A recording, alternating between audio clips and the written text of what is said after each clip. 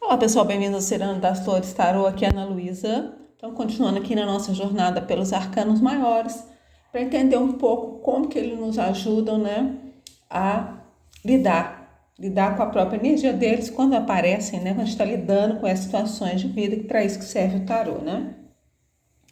Então, para quem por acaso estiver chegando aqui agora, nós já caminhamos do As, 2, 3 e 4, e aqui a gente está dando uma sequência, né.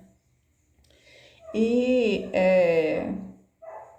chegou num ponto aqui, né, nessa jornada de crescimento, que é o que os arcanos menores representam, né? Então, o ciclo de As a 10 e os personagens que estão vivendo aquele ciclo, então, são as figuras da corte, nós vamos tratá-las delas também aí na sequência, né? A gente viu que lá nas cartas número 4, o perigo lá era um excesso de estabilização, digamos assim, né? Cair na complacência, cair no comodismo, né? Zona de conforto, tá? Então, o 5, ele vem para interromper isso. De certa forma, é a carta da torre, né? Então, se a gente não se coloca em movimento, né? Deixando aí esse comodismo de lado e seguindo em frente, a carta do 5 vem, porque como é que fala? É o fluxo natural das coisas, né? E quando a gente olha na numerologia de 1 a 9, né, que essa é a numerologia básica, que são os números de apenas um dígito, né, o 5 se coloca ali no meio. Então tem 4 antes dele e 4 depois, né? Então ele está ali como se ele ficasse segurando uma balança, né? E fica desequilibrando para lá e para cá, igual o símbolo do Yin Yang, que fica rodando, sempre girando, sempre se movimentando, e o 5 fica ali tentando segurar tudo, né? Então as cartas número 5, elas são aquelas que todas são difíceis ou desafiadoras. Quando a gente olha para os ases, por exemplo, todos a princípio são positivos. É claro que o tarô, toda carta pode estar invertida e ter o significado contrário. Toda carta tem um lado sombra e um lado luz, mas tem aquele significado mais básico, por exemplo, o sol, a gente pode falar que é uma carta positiva, né? Às vezes pode haver a falta do sol, né? Mas o sol em si é uma carta positiva. Então, os ases são todos positivos, digamos assim, né? No 2, a gente já tem que lidar com 2 de espadas. No 3, a gente já tem que lidar com 3 de espadas. No 4, a gente tem o 4 de copas. Mas aqui no 5, não. No 5, a gente está aqui com copas, paus, ouros, espadas. Todas as cartas são difíceis e desafiadoras, né? E o propósito delas é ficar pressionando até que você saia da sua zona de conforto, até que o desconforto é tão grande que te faz seguir em frente. Então, é isso que a carta número 5 pede. Ao mesmo tempo que ela te mostra o que vai acontecer se você não seguir em frente, né?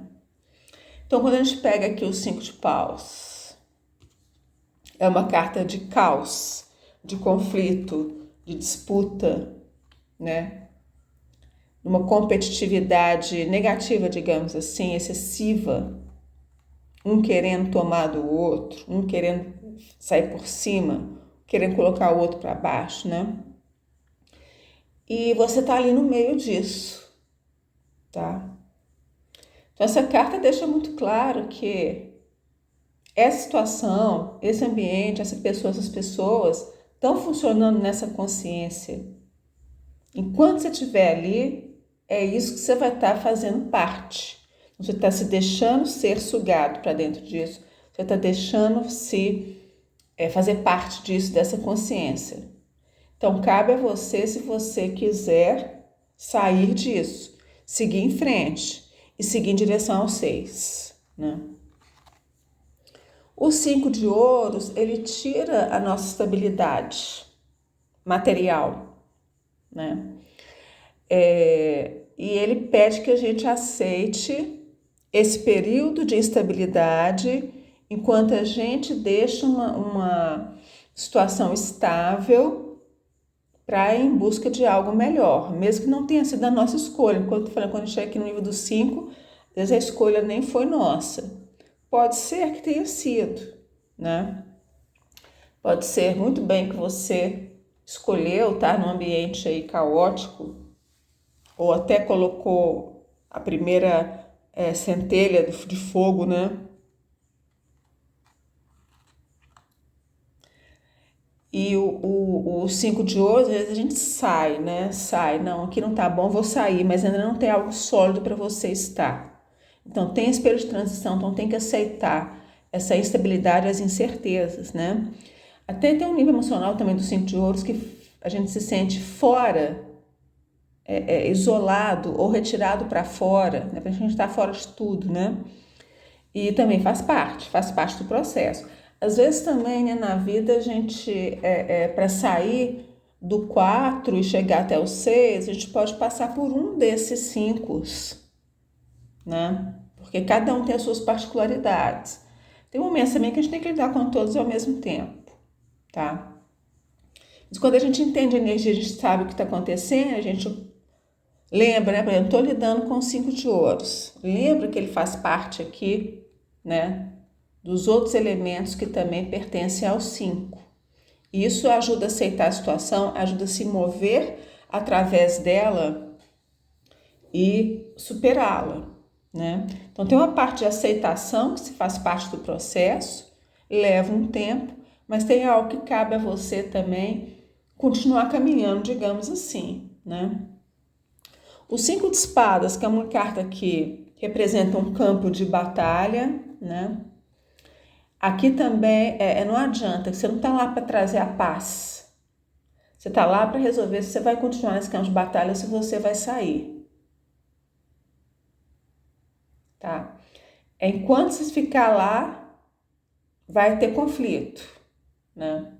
Às vezes a gente sai do conflito, a gente precisa sair também energeticamente, que é o 5 de paus. E o 5 de espadas, ele fala, aceite as perdas e saia com o que você tem antes que você perca mais ainda. Né? Então, numa guerra, todos saem feridos. No caos, todo mundo entra em mais caos. Tá? E aqui, para mim, uma chave, né, de saída aqui do 5 e um guia, mas você precisa superá-lo, é o 5 de copas. A gente vê que se o 4 de copas estava ali naquela insatisfação, né? E nada foi feito, essa insatisfação ficou maior ainda com o 5 de copas. O 4 ele é mais uma insatisfação com o presente. O 5 é uma insatisfação tão grande do passado que a gente não consegue seguir em frente, a gente não consegue se desconectar dele, né? E o 4 de copas já estava dando uma dica também, que tinha coisas que não tinham sido trabalhadas. E o 5 de copas, ele fala, nem tudo está perdido. Isso é uma mensagem para os outros 5 também, né? Então, por exemplo, estou no meio do caos, me desgastei, mas posso sair daqui, né? Estou num momento de instabilidade, mas isso aqui é passageiro. Estou num campo de conflito, mas posso sair, tá? Porque os 5 de copas, a gente tem 3 cálices virados e 2 de pé, né? Então tem muito essa mensagem de, ao invés de ficar sofrendo indefinidamente pelo fracasso, pelo que não deu certo, pelas mágoas, ressentimento, frustração, por que você não está prestando atenção nessas 2 taças que ainda estão de pé? Né? Então, e tem uma luz entrando lá fora, né? Tem algo no horizonte te chamando, tá? Então, é muito essa questão de seguir em frente com o que você tem. Nem tudo está perdido. O 4 de copas fala, desculpa, o 5 de copas fala isso, o 5 de espadas fala isso, mas o 4 de copas, para mim, que ele é o mais forte, né? Porque aqui que depende mais só de você mesmo, de uma atitude interna, né? Porque o 5 de paus tem que fazer um esforço para sair desse ambiente, dessa consciência, né? O 5 de espada é a mesma coisa, você tem que resolver terminar um conflito. Mesmo que pessoas, às vezes passa anos, décadas, a pessoa acha que ainda tem um conflito com você, mesmo que você já tenha deixado esse conflito para trás há muito tempo, né? E o 5, então que o 5 de pau, você está dentro do caos, o 5 de espada, você está dentro do ringue, né? Está dentro do ringue de luta, tá? O 5 de ouro, você está lá fora. É como se você tivesse, de certa forma, expulso, né? Execrado, você não faz parte mais, tá?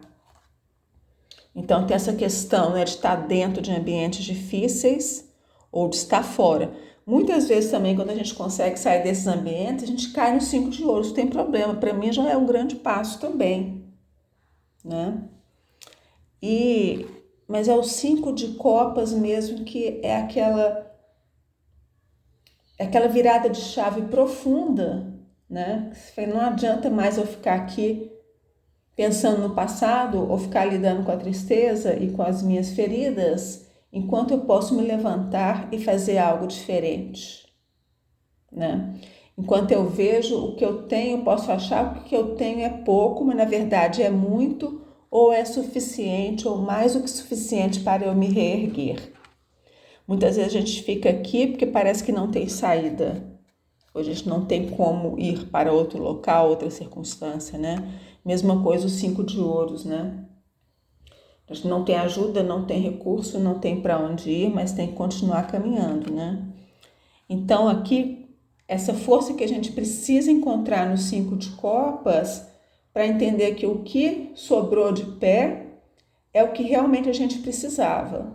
No final das contas, essas cartas estão todas retirando o que estava impedindo o nosso crescimento, ou que estava fora de alinhamento com a nossa evolução, com o nosso crescimento, com a nossa frequência, né?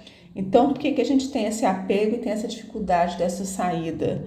Então, essa é a reflexão e esse é o desafio também, né? É igual a torre às vezes vem e de uma hora para outra te tira um emprego, mas aquilo te impulsiona a seguir algo que você sempre sonhou, por exemplo, né?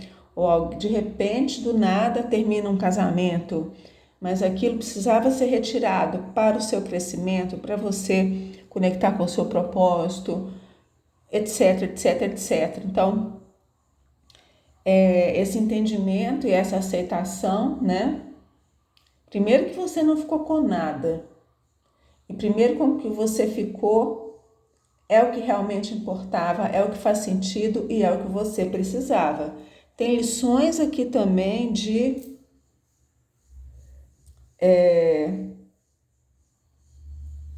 passar por períodos, né, de transição só com o necessário, com o simplificado.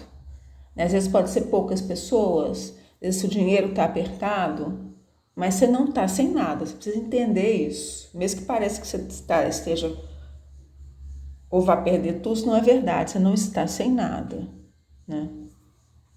Então a gente vê que os grandes desafios, né, dessas cartas não são cartas fáceis, mas elas oferecem saída e elas trazem esperança. E isso que é a lição por trás de cada uma delas.